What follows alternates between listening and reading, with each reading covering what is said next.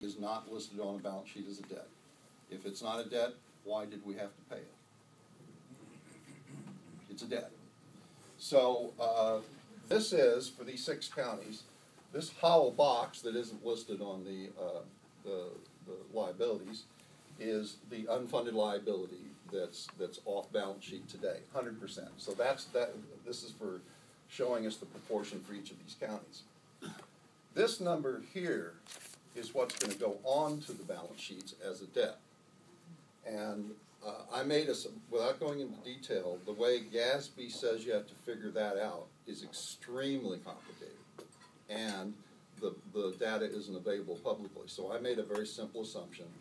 I'll just use what the actuary says the unfunded liability. Except if anybody knows, has anybody heard of smoothing? Yes. Yeah. No more smoothing. They're going to use the market value of the assets. They're not going to use the smooth value of assets. And that's why these numbers are not the same. Because Contra Costa County's market value of assets happens to be, in this particular year, 8% less than the smooth value. So when you use the market value, you have a bigger debt. If it happens that you have more money than your smooth value, then you're going to show less debt. So one of the little impacts that GASB is going to have is this unfunded debt is going to be more volatile. It's going to bounce around more because of using the market value. This is what Moody's adjustment is going to do. This is what Moody's would calculate the unfunded liability of these counties to be. Moody's is going to use a 5.5% discount rate instead of the 7 3/4 that's used today. They say they're going to use that because pension funds haven't been making that much money in the last 10 years, and their projections that's a much more prudent assumption. Pension funds are all over the place in terms of what their target rates of return are. And Moody's says that makes it really hard to compare when we're doing our credit analysis. So we're going to do one number so that it's kind of like we're looking at pinto beans to pinto beans rather than all these other different things. They also says that's a proxy. If they went to sell more pension bonds, that's about what they pay. And so in a sense, that's the cost of their debt is what they'd have to pay to replace it. So there's some other changes, but on average, they're going to increase the amount that they're going to consider these 6 counties to be in debt for unfunded pensions up to 250% of what the current UAAL says.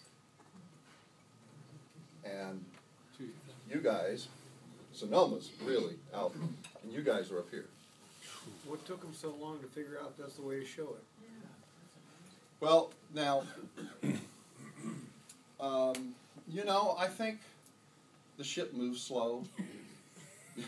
It's a big, heavy, lumbering thing. It takes a long time to turn its head. And I think it's kind of like a brontosaurus, If you were a cowboy on top of a brontosaurus and you're trying to pull the neck, maybe in 5 minutes you might see the neck start to come around. The whole system is just so slow. Let me make a real important point here. I think a lot of people kind of misinterpret there's what GASB and Moody's is going to do, but it's more important in some ways to know what they're not doing. All GASB is doing is changing the rules that governments have to use to do financial reporting. That's it.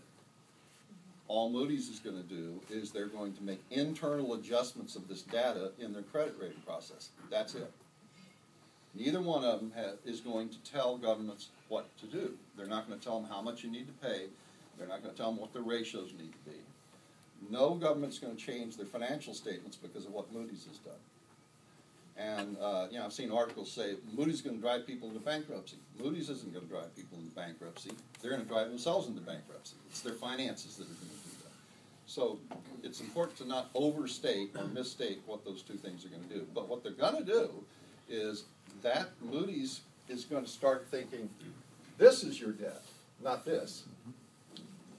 And GASB is going to start actually showing it to us. Bill? I think it's important to point out that GASB 68 is not radical.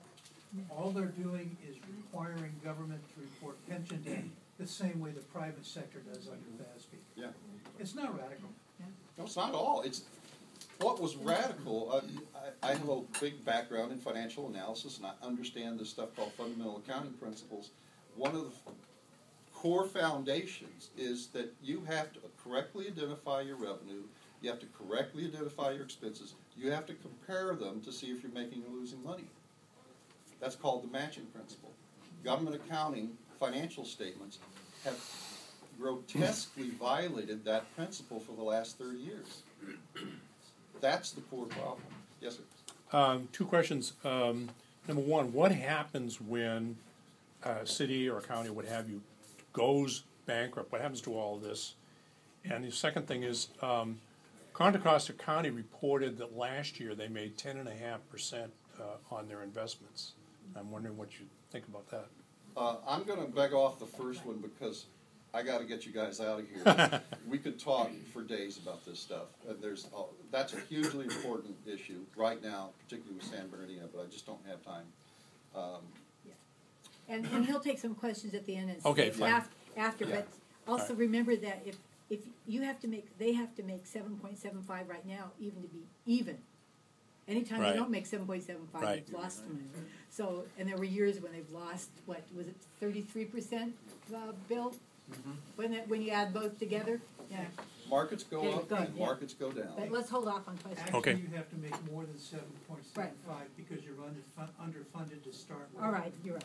So let me show you the dollar impact that these changes are going to be for Contra Costa County. Contra Costa County's the valuation for the pension fund reported Contra Costa's share, the county's share, that there was $5 billion of pension assets in 2011. There was $6.2 billion of that total debt, the amount that should have been in. So it was a $1.2 billion unfunded liability. Because GASB and Moody's are going to use the market value of assets instead of smooth, they're dropping that number down to 4.65 as assets. I'm just making the simplifying assumption that it's the same liability that the actuary figures, because it's really complex what GASB is going to make people do, and I don't have the data.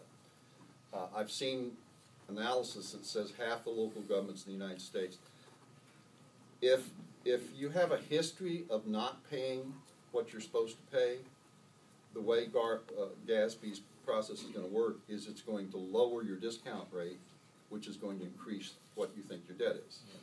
And so, and I've seen studies that half the local governments in the country are going to have that happen to them. They're going to wind up using a lower rate than their target. So this is the best case for governments. It could be higher, but that's what I'm taking for GASB and Moody's. This will change a $1.2 billion off-balance sheet debt, and GASB would have put a $1.6 billion debt on the balance sheet at the same time as they took that $330 million asset off. This is what Moody's would consider the county's unfunded liability debt, $3.5 billion, and that's just the math. It's pretty easy to calculate that. Now, this is a little complicated, but here's the balance sheet. Let me just work it through you. Okay? Right now, in 2011, they reported $385 million as a net pension asset. That's going away.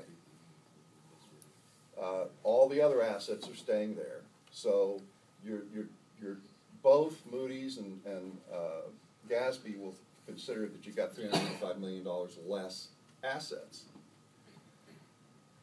They're going to add GASB $1.6 billion of unfunded liability debt to the $516 million of pension bonds you already owe.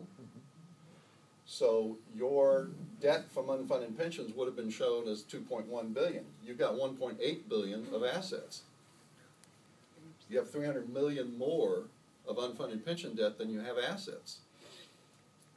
That's what GASB 68 would have shown if they had been applied to the 11 statements. And that means you went from a $760 positive net worth to being $1.2 billion in the hole. And that's what GASB 68 would have produced. And this is what happens when you fix that fatal flaw in the accounting system and you make the expenses be reported when they happen as opposed to when you pay them.